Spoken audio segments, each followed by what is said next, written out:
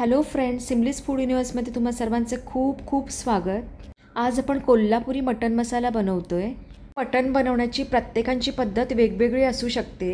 आमच्याकडे हे कसं बनतं हे मी या व्हिडिओत शेअर केलंय, तर चला वेळ न घालवता बघूयात कोल्हापुरी मटन मसाला। हा मसाला बनवण्यासाठी इथे मी अर्धा किलो मटन घेतलंय। त्यात मी चवीपुरतं मीठ, अर्धा चमचा हळद पावडर आणि 1 चमचा आलं लसणाची पेस्ट घेऊन त्याला व्यवस्थित लावून घेतलंय।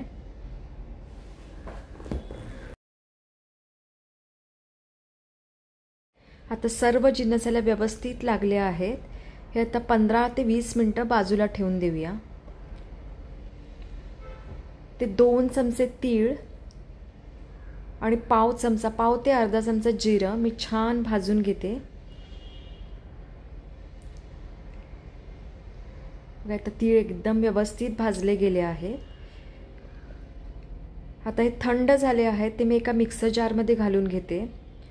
त्याचबरोबर इथे मी 1 कप ओला नारळ घेतलाय, थोडीशी कोथिंबीर घेतली आहे आणि थोडंसं पाणी घालून याला गंध असं वाटून घेतलंय।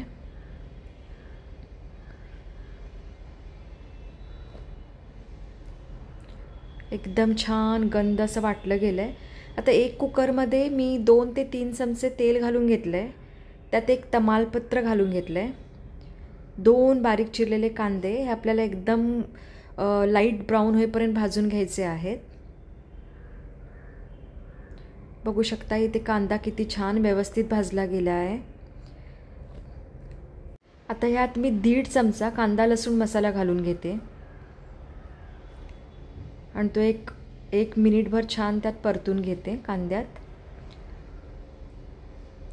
हे वाटलेलं वाटण मी आता त्यात घालून घेते आणि त्यालाही 1 2 ते 3 मिनिटं मी छान परतून घेते।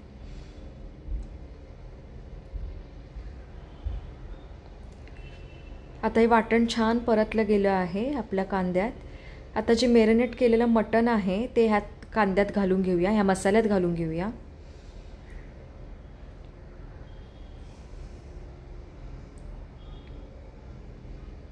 आणि ह्या मटणालाही व्यवस्थित 1 2 मिनिटं छान परतून घेऊया।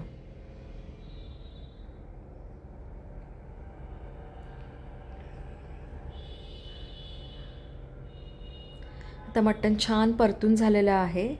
त्यात आता मी 1 ते 1.5 वाटी पाणी घालून घेते। मिक्सर धुवून मी ते पाणी वापरलेलं आहे। ते जास्त पाण्याची गरज लागणार नाही, कारण मटणही आपलं पाणी सोडणार आहे। तर 1.5 वाटी पाणी भरपूर होणार आहे आणि हे एकदम व्यवस्थित मिक्स करून कुकरचं झाकण लावून आपल्याला 3 ते 4 शिट्या काढून घ्यायच्या आहेत।